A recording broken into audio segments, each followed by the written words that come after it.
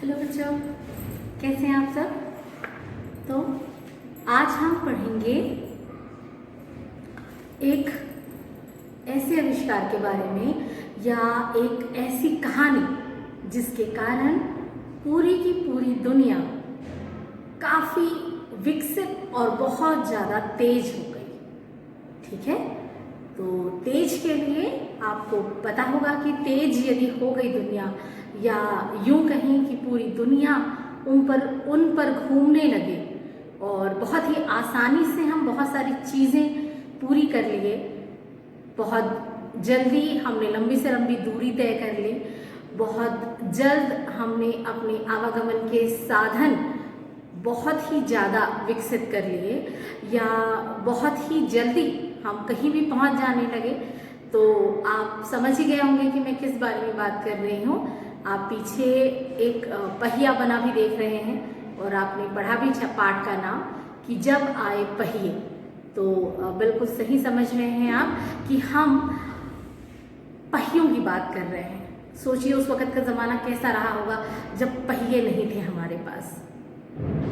आप जानते हैं, आपका जो पाठ शुरू हुआ है आपने देखा होगा उसके शुरुआत में चींटियों की कुछ तस्वीरें दी गई हैं, और वो चींटियाँ अकेले अकेले अपना सामान अपनी पीठ पर ढो रही हैं। तो बिल्कुल वैसे ही पहले के समय में जब पहिए नहीं बने थे तब बिल्कुल चींटियों की तरह ही हम कार्य करते थे, यानी अपना सामान अपनी ही पीठ पर ढोते थे।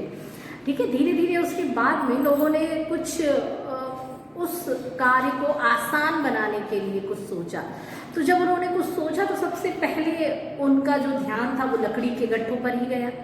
लकड़ी के गट्ठों पर गया, तब उन्होंने क्या किया कि लकड़ी के गट्ठों के ऊपर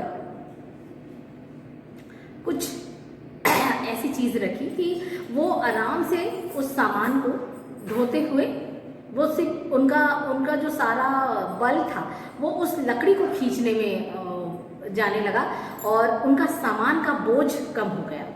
जोर तब भी लगता था, ताकत तब भी लगानी पड़ती थी उनको, लेकिन फिर भी एक तरीके से देखा जाए तो उनका कुछ बोझ कम हो गया था, काम पहले से थोड़ा आसान हो गया था।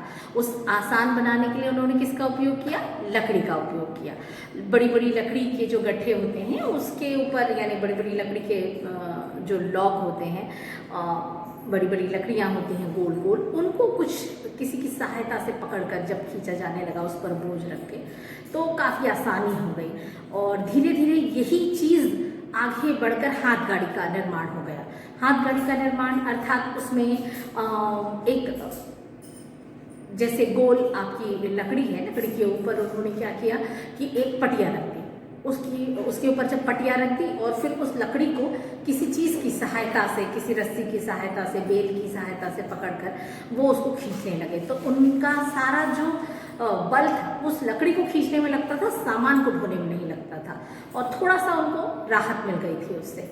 उसके बाद उन्होंने क्या किया, वो जो बड़ा सा लकड़ा था, लकड़ी का बड़ा सा एक टुकड़ा था कहना चाहिए बड़ा, तो उसको क्या किया उन्होंने, छोटे छोटे दो भाग में काट दिया और उसको उन्होंने लगा दिया ऐसे किनारे किनारे पर, किसी चीज़ से उस पट्टे पर अटका दिया। और सामने के भाग को भी उन्होंने थोड़ा सा, चूँकि यदि रस्सी का होता था तो ज़्यादा बोझ पड़ने के कारण, ज़्यादा पत्थरों से टकराने के कारण वो अक्सर टूट जाया करता था, उसके लिए भी उन्होंने लकड़ी को ही इस तरीके से एक दूसरे में फंसा करके उसमें यूज़ किया। तब उन्होंने सबसे पहले एक अच्छी वाली माल वाहक गाड़ी बनाई, जिससे वो आसानी से जो सामान को खींच कर ले जा सकते थे। अब ये जो गोल गोल वाली लकड़ी उन्होंने उपयोग की उस हाथ गाड़ी के लिए, उसी को ही और थोड़ा सा आगे चलकर मॉडिफाई किया गया, या उसी में ही और थोड़ा सा विकास हुआ, और विकास के बाद उन्होंने उस लकड़ी को गोल आकार दिया और इस तरीके का आकार लकड़ी को दिया। जब इस तरीके का आकार लकड़ी को मिला तब पहिया कहलाया। ठीक है, और इस पहिए के बनने के बाद में फिर तो बहुत ज़्यादा तेज़ी आ गई।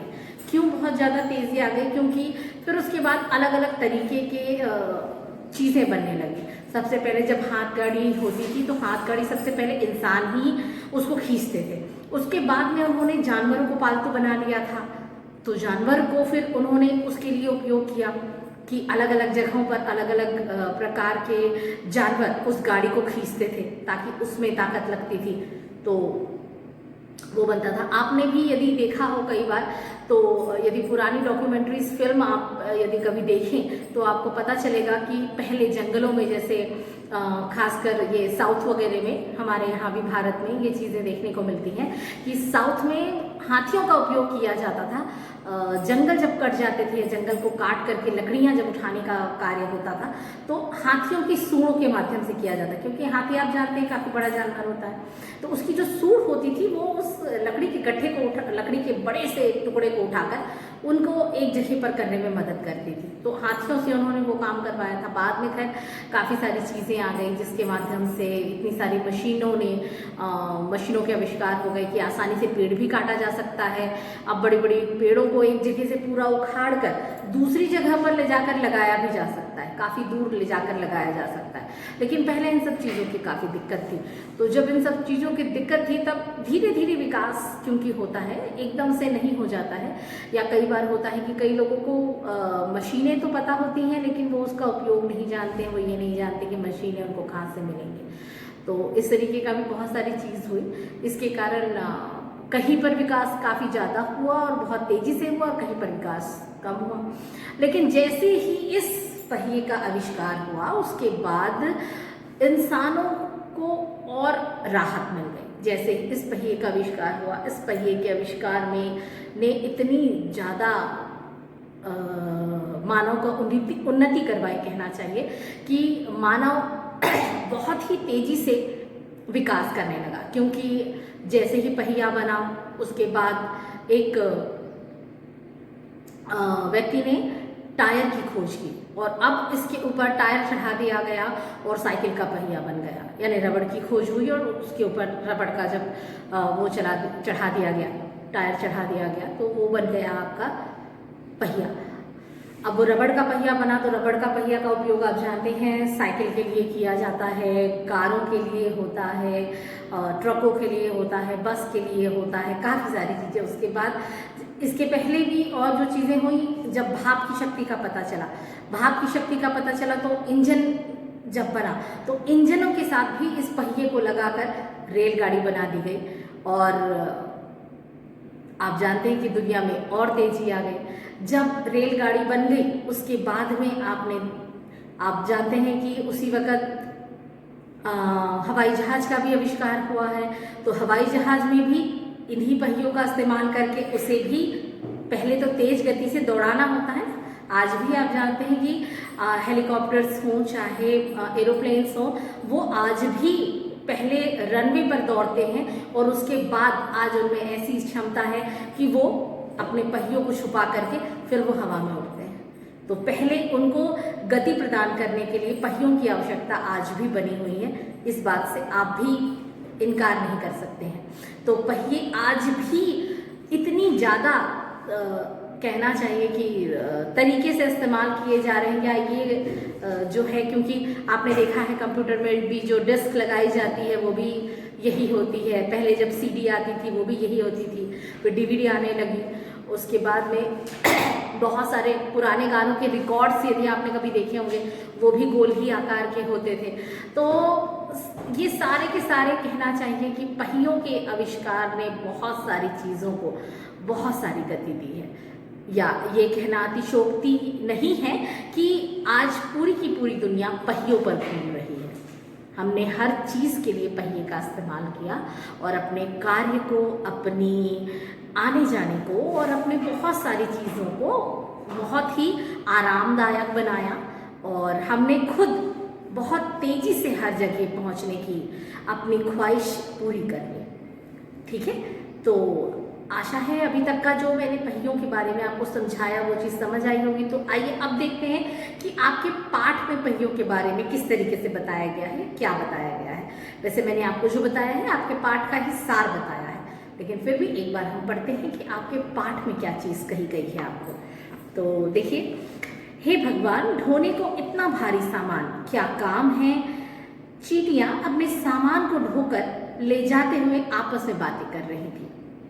मैंने आपको बताया था चींटियाँ जो हमेशा एक दूसरे के साथ मिलकर पंक्तियाँ बनाकर किसी भी चीज़ को लेकर जाती हैं और आती हैं, और उनको ही देख करके इंसान भी अपने सामान को सबसे पहले अपनी ही पीठ पर लेकर जाता था। लेकिन फिर इंसान का सबसे अद्भुत भाग आपका दिमाग, जिसने काफ़ी सारी आपको तरकीबें दी और आपको आपके विकास में आपको साथ दिया, और उसका ही एक नया आइडिया या एक नई योजना, जिसके कारण आज हम पहियों पर घूम रहे हैं और इतनी आसानी से हर चीज़ हम तक पहुंच जाती है या हम कहीं पहुंच जाते हैं, है कि नहीं? तो क्या इसका कभी अंत भी होगा? एक थकी हुई चींटी ने शिकायत की। जैसा कि आमतौर पर हम भी थकने पर यही शिकायत करते हैं कि क्या हमारी इन परेशानियों का कोई अंत होगा? क्यों नहीं, हम अपने बोझ को ढोने के लिए छड़ियों को काम में ला सकते हैं, एक समझदार चींटी ने कहा।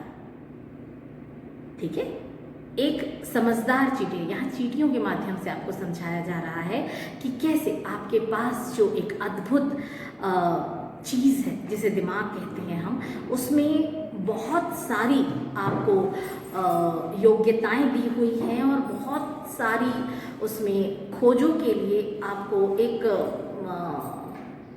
कहना चाहिए आपके अंदर एक चिंगारी दी गई है। यदि आप अपनी उस इच्छा का, आप अपनी उस कल्पना का प्रयोग करते हैं और आपके दिमाग में जो भी चीज़ें आती हैं, यदि आप उसको लिपिबद्ध करते हैं, लिपिबद्ध अर्थात आप यदि उसको लिखते हैं, तो आपको बहुत सारी चीज़ों के हल अपने आप मिल जाएंगे। आप भी कोई ना कोई नई चीज़ों का आविष्कार कर सकते हैं यदि आप अपने दिमाग की बात सही तरीके से सुने और समझे तो। ठीक है, तो ऐसे ही एक समझदार चींटी ने कहा कि हम अपने बोझ को इस छड़ियों से कम कर सकते हैं, और यह भी थकाने वाला है, बल्कि यह तो भार को और भी बढ़ाने वाला है, लेकिन इसे सिर्फ खींचने में ही ताकत लगानी पड़ती है, दूसरी चींटी ने कहा। तभी मुखिया चींटी के दिमाग में एक और बात आई, हम सब एक साथ मिलकर वजन को ढोएं। लेकिन वजन की समस्या अब भी बनी हुई थी। तब उन्होंने एक जोड़े गोल लट्ठों को एक और जोड़े के साथ मिलाने की तरकीब निकाली। इससे कुछ राहत मिली। अब वे वजन को ढो नहीं रही थी, बल्कि उसे आगे ले जाने में ताकत लगा रही थी। कुछ समय बाद ये भी थकाने वाला लगने लगा। लकड़ी के तख्तों को गोल लट्ठों पर रखना कैसा रहेगा? एक चींटी ने सुझाव दिया, और इस तरह हाथ गाड़ी बनी। वाह, अब ठीक चल रहा है, न बोझ ढोना पड़ेगा, न धक्का देने के लिए ताकत लगानी पड़ेगी। वाह, सभी चींटियां खुशी से चिल्ला उठी। बाद में उस गाड़ी में और सुधार किया गया। उन्होंने लकड़ी के गोल घूमने वाले बड़े लट्ठों का इस्तेमाल किया। लट्ठे घूमने के पर आवाज करते थे। उन्होंने उसे नाम दिया पहिया। इसके कारण चींटियों को कम ताकत लगानी पड़ी। पीछे मुड़कर देखना जरूरी नहीं था। फिर रथ गाड़ियां बनी। ये तेज दौड़ती हुई समय बचाती थी। रथ गाड़ियां मतलब आपको समझ में आया होगा, रथ के जैसे, अर्थात दो पहिए लगे होते हैं, उसके ऊपर एक पटिया बिछी होती है और दोनों पटियों के किनारे पर, ताकि आप गिरे ना करके, एक सहारा आपको दिया जाता है। और फिर इस गाड़ी को और थोड़ा सा आगे दो लकड़ियां लगाई जाती हैं जिसे कोई भी जानवर खींचता है, और उस जगह पर आपको बैठने के लिए आप या तो तीन तरफ से लगा सकते हैं सहारा आपका, तीनों तरफ से आप कवर करके यदि आप बैठेंगे तो पीछे से आप उसमें चढ़ सकते हैं, क्योंकि वो नीचे हो जाती है और वो जानवर की सहायता से आसानी से काफ़ी तेजी से चलती थी। ठीक है, इसका आपने अधिकतर उपयोग जो है, यदि आपने रामायण या महाभारत सीरियल देखे होंगे तो इसमें जो रथ बने होते हैं वो आपको इस गाड़ी के बारे में एक आसान सी चित्र या आसान सी आपकी कल्पना को साकार कर सकते हैं समझने के लिए, कि आप यदि सोचें कि कैसे होती थी रथ गाड़ियाँ। तो फिर भाप की शक्ति का पता लगा। पहियों को भाप के इंजनों में जोड़ा गया और तब रेलगाड़ी का जन्म हुआ। जैसा कि मैंने आपको बताया था, पहियों के आविष्कार के बाद जब हमको भाप की शक्ति का पता चला, उसके बाद इंजनों का आविष्कार हुआ और इंजनों को भी पहियों के साथ लगाकर रेलगाड़ी बनाई गई, जिससे हमारी और ज़्यादा सुविधाएं हमको मिली और हम आसानी से एक जगह से दूसरी जगह बहुत ही कम समय में पहुंचने लगे। अब कोई भी जगह ज़्यादा दूर नहीं रही। तब पहिए मोटर कार से जुड़े। यह एक अलग तरह की गाड़ी थी जो इंजन से चलती थी। और फिर जीवन मज़ेदार हो गया। मैडम चीटी एक पार्टी के लिए गाड़ी से चल पड़ी। पो पो पो। आप देख रहे हैं कितना सुंदर चित्र यहाँ पर बनाया हुआ है। इस गाड़ी में चीटी बैठी हुई है कि नहीं? तो ऐसे ही आपको ये बताया जा रहा है कि आपकी जिंदगी भी ऐसी ही गाड़ी के आने के कारण आसान हो गई है। आज दुनिया पहियों पर घूम रही है। बिजली के पहिए, झूले वाले पहिए, मोटर टायर, संगीत के रिकॉर्ड, घड़ी गिनने की कोशिश करें, दिमाग भी पहिए की तरह घूमने लगेगा। आपको भी समझ में आया होगा कि पहियों का जो आकार होता है, उस आकार को लेकर कितनी सारी चीज़ों का इस्तेमाल किया गया। घड़ियाँ बनाई गई जो कि गोल होती हैं, है कि नहीं? गोल में जो सेकंड वाली घड़ी होती है, आपने देखा होगा सेकंड वाला जो कांटा होता है वो भी गोल घूमता है, मिनट का कांटा भी गोल घूमता है और घंटे का कांटा भी गोल घूमता है। तीनों हैंड जिसे हम कहते हैं कि सेकंड, मिनट और आवर के हैंड होते हैं। और जो घड़ी होती है, वॉच, आमतौर पर आज तो कई आकार में आपको उपलब्ध है, लेकिन फिर भी वो जो गोल वाली घड़ी होती है उसका मज़ा ही कुछ और होता है। अधिकतर घड़ियाँ आज भी गोल ही पसंद की जाती हैं। दीवालों पर भी काफ़ी सारे चित्रों के साथ में आजकल घड़ियाँ लगती हैं, लेकिन फिर भी वो गोल घड़ी का मज़ा ही कुछ और होता है जो पहियों के आकार की थी। और साथ ही आप ये भी जानते हैं कि जैसे संगीत के रिकॉर्ड हैं और बिजली के पहिए और झूले वाले पहिए, अर्थात जब उसके बाद में झूले जब बने थे तो भी आपने देखा कि झूले जो होते थे वो चौकोर होते थे। फिर अभी बड़ा वाला एक इलेक्ट्रिक वाला झूला बनता है जो सर्कल में होता है और काफ़ी ऊंचे तक लेके जाता है। आमतौर पर मेले के समय में लगाया जाता है। बहुत जगह पर सर्कस वगैरह पहले आता था, तब लगता था मेला लगता है, तब वहाँ पर वो इलेक्ट्रिक वाले बड़े बड़े झूले होते हैं और उसके अलावा और भी बहुत सारे झूले लगे होते हैं जिसका मज़ा हम लेते हैं। तो इस तरीके से आपने देखा कि पहियों के आविष्कार ने कितनी ज़्यादा आसान हमारी दुनिया बना दी। और आप जानते हैं कि इस विकास के कारण, या यूँ कहें कि इस आविष्कार के कारण हमारी काफ़ी सारी परेशानियां हल हो गई। ठीक है, तो आशा है आपको ये पाठ आसानी से समझ में आया होगा। यदि फिर भी कोई आपको कन्फ्यूज़न रह जाता है तो आप मुझसे पूछ सकते हैं। क्लास के दौरान आप बिल्कुल इस चीज़ के बारे में बात कर सकते हैं।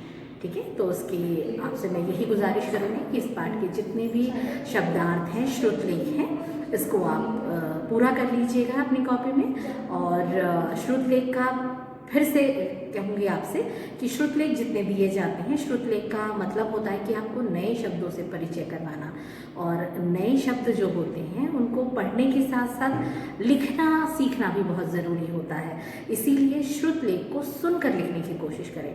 इससे दो चीज़ें होती हैं, कई बार बता चुकी हूँ, एक बार और बता रही हूँ कि श्रुतलेख जो होता है वो आपका उच्चारण तो सुधारता ही है, साथ ही साथ आपको लिखने में भी, सही लिखने में मदद करता है।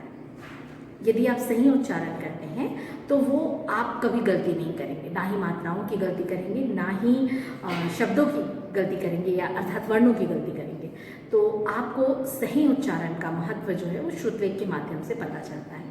तो इसलिए इस पाठ के श्रुतलेख भी बिल्कुल आप अभ्यास कीजिए। एक एक श्रुतलेख को 3-3 बार लिख कर देखिए। और इसके अलावा बाकी जो इसकी अभ्यास या गतिविधियां हैं वो सारी चीज़ें मैंने PDF में आपको पहले से सेंड करके रखी हैं, तो उसमें से आप देख कर उतार सकते हैं। फिर भी यदि कोई कन्फ्यूज़न हो, कोई प्रॉब्लम हो तो आप बिल्कुल मुझसे बात कर सकते हैं, पूछ सकते हैं।